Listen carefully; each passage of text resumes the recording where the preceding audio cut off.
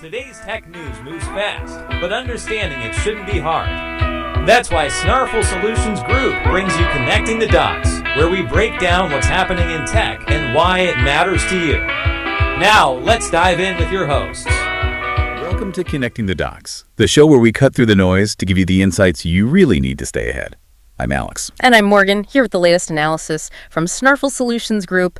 It's Wednesday, January 14th, 2026. And we have a couple of stories today that really get to the heart of this tightrope walk we're all on with generative AI. Yeah, it's a big one. We're going from high-stakes geopolitical chip wars all the way to the battle for, human authenticity in music. And they are, believe it or not, a lot more connected than you might think. Definitely. But before we get into all that, let's set the scene a little. We're coming to you from Sacramento, California, where we started the day with some pretty dense fog. Classic Sacramento morning. But it's supposed to burn off, right? Yep, promises of a sunny 60 degrees later on. Nice. Yeah. That California sunshine is definitely not what the rest of the country is seeing. While the West and Central Plains are getting these above average temps, that Arctic air is really starting to sweep in. If you're in the southeast coast or near the Great Lakes, you should probably brace for a serious chill. We're talking heavy lake effect snow later this week. Okay, so stay warm out there. Now let's shift over to the markets. Looking at the close from yesterday, Tuesday the 13th. It felt like a bit of a breather, didn't it, after a really strong run? It did. The Dow Jones closed down just a little, less than 1%, but the bigger picture. The weekly trend is still strong, up almost 1.5%. And that's the story that matters, really, that momentum. The S&P 500 saw a similar tiny pullback, down just 0.20%, but it's also looking great for the week. And what about Bitcoin? Bitcoin was remarkably stable. It closed right around 95,287, just a tiny dip. But when you look at the weekly gain, it's up 4.5%. Wow. Yeah, a lot of investor confidence is still pouring into those high-tech sectors to start the year. That's actually a perfect setup for what we're talking about today. And before we start connecting these dots, we want to give a big thank you to one of our sponsors, Old Glory. Yeah, absolutely. If you're still hunting for that perfect gift for the techie person in your life, or honestly, just anyone who loves cool music and sports merch, Old Glory is the spot. They have it all. Vintage band tees, the latest gear for your favorite teams. It's the kind of stuff with real personality, which actually ties into our second story today. It really does, and we've got a great deal for all of you. That's right. Use the promo code SNARFUL at checkout, and you'll get 15% off your entire purchase. You can find everything over at oldglory.com. Okay, so let's get into it. Our Morningstar report. That's our internal summary of the biggest tech stories. It flagged two major decisions in the last 24 hours. And on the surface, these seem totally unrelated.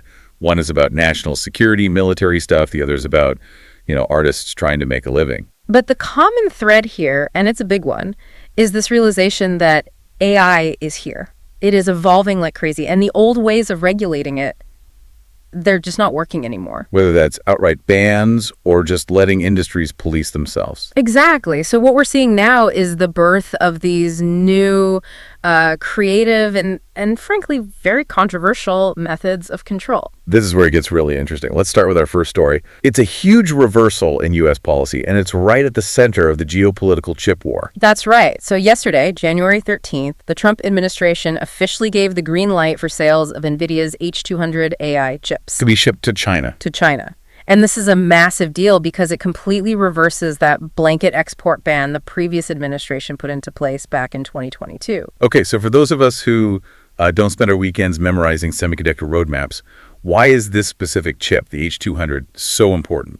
Well, people call the H200 Nvidia's creme de la coupe, and that is not an exaggeration. It is one of the most powerful computational devices on the planet right now. So it's like the engine. It's the engine for the biggest, most complex AI models, the kind you need for advanced military simulations, for drug discovery. And crucially, military applications. And crucially, next-gen military applications.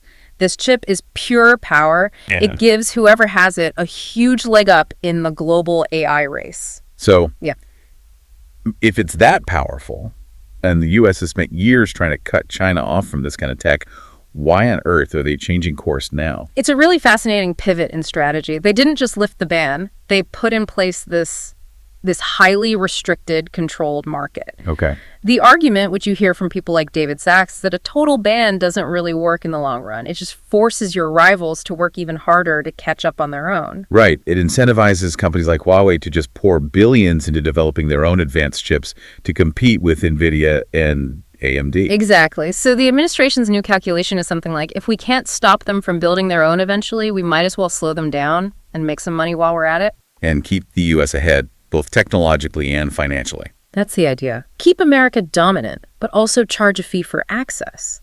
And that fee comes with some really incredible strings attached. Let's break those down, because this is where the policy gets really wild. First, there's a limit on how many they can buy. Correct.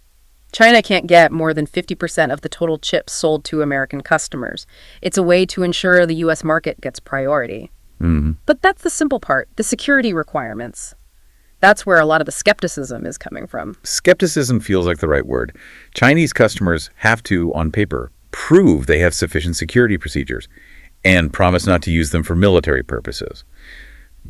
But how can you actually enforce that? That is the billion-dollar question. I mean, how do you audit the end use of a chip once it's inside a secure facility in another country, especially a geopolitical rival? It seems almost like political theater. Well, that's the main criticism from the opponents of this deal. The administration says, look, we're requiring third-party testing before shipment, but, history shows us that tech like this tends to find its way into all sorts of applications once it crosses a border. And on top of all that, the U.S. government gets a 25% fee on all sales. It's basically a high-tech export tax. Yeah. And this whole plan drew immediate massive fire, especially from Democrats like Representative Gregory Meeks and Senator Elizabeth Warren. They're arguing this is just dangerously inconsistent. Right, completely. They point to the 2018 Export Control Reform Act, the ECRA, which is the law that's supposed to stop exports that could help the military of an adversary. And they've got a point. I mean, the Justice Department itself is called the H-200 integral to modern military applications. Yeah. It's pretty hard to square that with giving a green light for sale. It is. The opposition sees a pattern. We ban TikTok over security concerns. We hit Huawei with heavy sanctions. And yet, we're allowing the sale of the single most powerful tool needed for advanced warfare modeling. It feels like a trade-off where short-term corporate profits, a big win for Nvidia's CEO Jensen Huang, are maybe overriding the long-term national security strategy. It's fascinating. The new policy isn't about stopping technology anymore. It's about controlling the pace of it and profiting from that control. It really makes you wonder, is this a realistic way forward or just a delay tactic? That's the question Washington is grappling with. And while they're defining the rules for chips, the world of indie music is, believe it or not, defining the rules for its own creations. It's the perfect pivot. Let's jump to story number 2. This authenticity crisis in digital music, with Bandcamp right at the center of it. Yeah, this is such a great contrast. Bandcamp, which is, a huge platform for independent musicians, just officially banned music that was generated wholly or in substantial part by AI. So they were planting a flag, a very clear one. A very clear one. Why now, though? I mean, these AI music tools like Suno and Udio are getting surprisingly good. It all comes down to their brand and their community. Bandcamp's whole goal, they say, is to protect and maintain a community of real people making incredible music. It's a trust issue. It's entirely a trust issue. They need the fans who use their site to be confident that the money they're spending is going to an actual human being. And we've all seen what the Reddit communities are calling AI slop, right? Just this flood of generic machine-made content that's designed to game the algorithms on streaming platforms. Yeah, the big platforms like Spotify have really struggled with that. Users complain all the time about fake bands getting pushed on them. It just erodes trust. So Bandcamp is effectively saying, we are the safe harbor from all of that.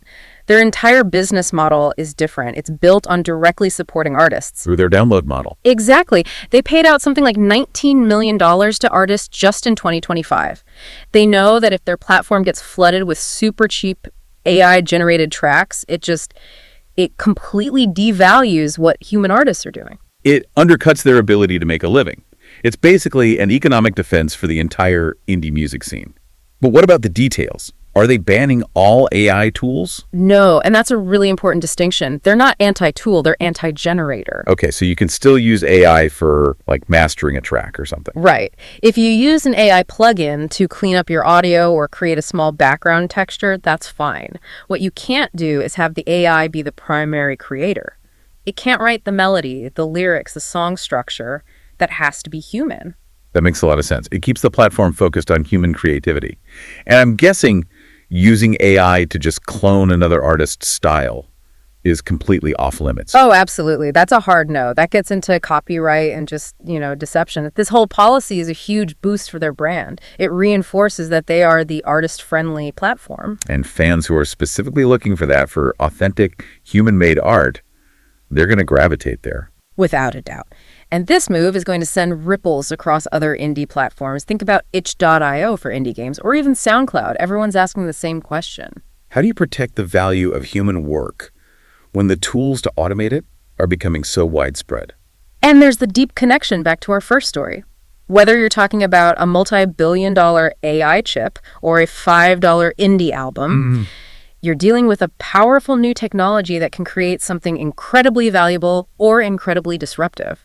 And the people in charge, whether they're governments or platform owners, are struggling with the exact same problem. How do you manage this explosion of innovation while still protecting what's valuable about human work? Its integrity, its security. Yeah. And on the Bandcamp side, enforcement is tricky. It's going to rely a lot on community reporting. But the message they're sending is crystal clear. In the world of art, human-made is now a premium feature. We're seeing the market start to put a real dollar value on certified human authenticity. It might be the only way to stand out. That's a powerful takeaway. Before we wrap up, we also have to give a huge thank you to our other amazing sponsors, Skony. If you're a golfer, you need to know about Skony. They make premium golf shoes that are just exceptional. Unbelievable style, comfort, and the kind of quality that really makes a difference in your game. And just like with Old Glory, we have a great deal for you. Use the promo code SNARFL at checkout for 15% off your entire purchase. You can see all their latest styles at skony.com. Okay, so to quickly connect the dots for today, we saw this delicate, really complex balancing act from Washington. National security fears over the Nvidia H200 chip are now being managed with this new tax and control strategy, trying to weigh economic gains against a long-term military advantage. And at the exact same time, we saw a totally different approach from Bandcamp. A philosophical stand, really, choosing human authenticity and trust over algorithmic scale, a bottom-up defense to protect indie artists from the AI wave. It really makes you wonder if the new strategy for dealing with AI in both geopolitics and culture is shifting away from just saying no and moving towards controlled access and certified authenticity. Yeah. Are we redefining the role of the human in the AI age? Maybe our most valuable role isn't just to be the creator anymore, but to be the certifier of what's real and what has value. That is something to chew on, absolutely. We're here to help at Snarfle, so reach out on our website if you have any more questions. That's a wrap on today's top stories. Remember, tech doesn't have to be complicated, and we're here to help connect the dots. If you've got questions or want to learn more, visit us at snarfle.com. Thanks for listening, and we'll catch you next time.